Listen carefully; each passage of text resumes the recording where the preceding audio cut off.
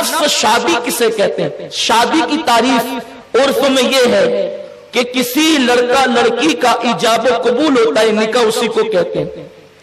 दो गवाह हो, एक काजी, तो भी निकाह हो जाएगा, ठीक है।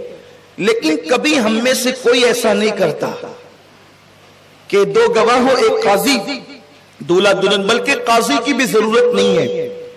अगर दूल्हा कह दे कि मैंने तुम्हारे साथ निकाह किया दो गवाहों की मौजूदगी में, लड़की कहे मैंने कबूल किया, या लड़की कहे कि मैंने निकाह किया आपके साथ, लड़का कहे मैंने कबूल किया, निकाह हो गया। खुतबा पढ़ना सुन्नत है, न फर्ज है न वाजिब। यानी अगर खुतबा ना भी पढ़ा जाए तो भी निकाह मसले के एतबार से हो जाता है, लेकिन पढ़ना चाहिए क्योंकि मेरे आका की सुन्नत है। उसको तर्क करना बुरा है, नहीं कर सकते। बल्कि अगर पूरा खुतबा कोई ना पढ़े, अल्हम्दुलिल्लाह नहमदुहु व नस्तईनु, वो जो सुनते हैं, सिर्फ खुतबे की नियत से कोई अल्हम्दुलिल्लाह रब्बिल आलमीन भी कह दे, खुतबा हो गया। ये एक मसला मैंने बताया आपको। अगर आपको थोड़ा सा अचंबा लगे तो आप बारे शरीयत देख लें, बहुत आसान सी किताब है बारे शरीयत, आपको ये मसाइल सब उसमें मिल जाएंगे।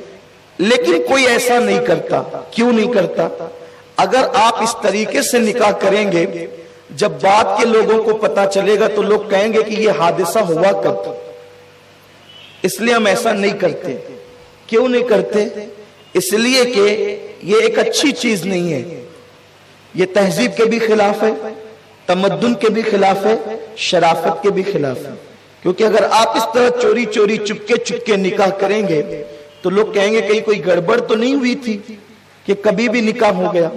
इसलिए हम क्या करते हैं, मंडप लगवाते हैं जिसे हम शामियाना कहते हैं। लेकिन उस शामियाने को आमियाना अंदाज में हम मंडप कहते हैं। तो मंडप लगाते हैं, स्टेज होता है, देगे पकती है, रुक्के बैठते हैं, लोग मधु होते हैं, अमीर गरीब छोटे बड़े सब आते हैं, कहीं दर्जनों में, कहीं सैकड़ों में, कहीं हजारों में, और निकाह होता है। यही तो होता है।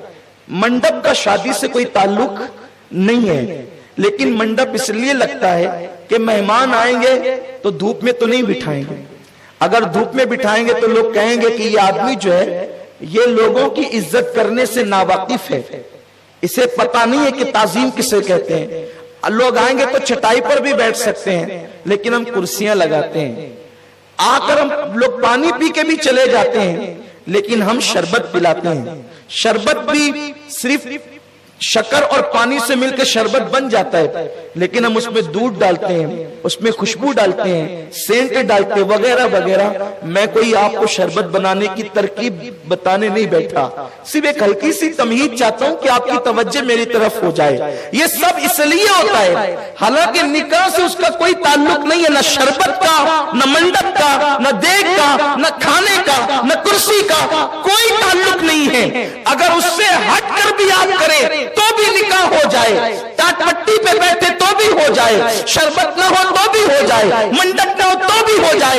लेकिन आप आने वाले मेहमान की इज्जत की खातिर अच्छे से अच्छा इंतजाम करते हैं, ताकि आने वाले को पता चले कि जिसके घर की शादी में जा रहे हैं वो कोई फटीचर या जाहिल नहीं है, मेहमानों की कदर जानता है, मेहमानों का एहतराम जानता है, मेहमानों की तकरीम जानता है। और हुजूर अलैहिस्सलाम का फरमान है, जो अल्लाह और यौम आखिरत पे ईमान रखता हो वो मेहमान की तकरीम और ताज़ीम करे। खुदा की कसम, ये न फर्ज है न वाजिब, अल्लाह अकबर, लेकिन तकरीम मेहमान का हुक्म है, इसलिए सब कुछ करते हैं। मिलाद बस इतनी है, मिलाद बस इतनी है कि हुजूर की आमद का जिक्र किया जाए, लेकिन चूंकि आने वाला इस कदर शान और शौकत वाला है